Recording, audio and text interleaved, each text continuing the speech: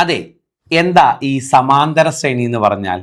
ഏതെങ്കിലും ഒരു സംഖ്യയിൽ നിന്ന് തുടങ്ങി ഒരേ സംഖ്യ കൂടി അല്ലെങ്കിൽ കുറഞ്ഞു വരുന്ന ശ്രേണികളെയല്ലേ നമ്മൾ സമാന്തര ശ്രേണികൾ എന്ന് വിളിക്കുന്നത്? അങ്ങനെയാണോ? ആണ്.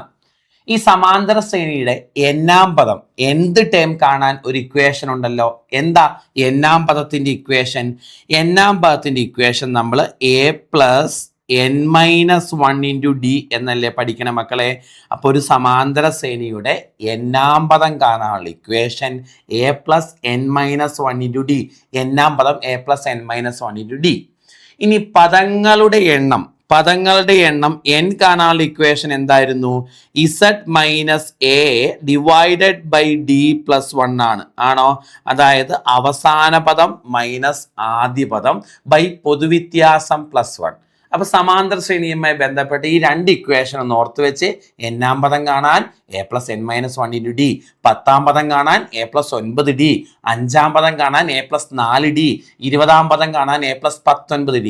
പദങ്ങളുടെ എണ്ണം n കാണാൻ z - a ബൈ d + 1 ആണ് ഇക്വേഷൻ.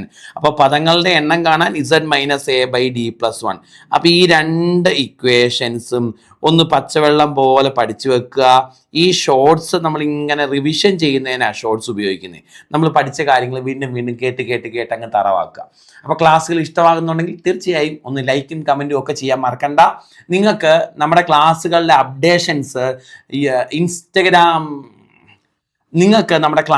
അപ്ഡേഷൻസ് വാട്സപ്പ് വഴി ലഭിക്കണമെങ്കിൽ നിങ്ങൾക്ക് നമ്മുടെ ക്ലാസ്സുകളുടെ അപ്ഡേഷൻ വാട്സപ്പ് വഴി ലഭിക്കണമെങ്കിൽ 7306834099 എന്ന നമ്പറിലേക്ക് ഒരു ഹായും നിങ്ങളുടെ പേരും മെസ്സേജ് ചെയ്താൽ ക്ലാസ്സുകളുടെ ലിങ്കുകൾ ഫ്രീ ആയി നിങ്ങൾക്ക് വാട്സപ്പിൽ ലഭിക്കുന്നതായിരിക്കും. ക്ലാസ്സുകൾ മിസ്സായി പോകാതിരിക്കാൻ അത് ഉപകാരപ്പെടും. അപ്പോൾ ശരി, ടാറ്റാ.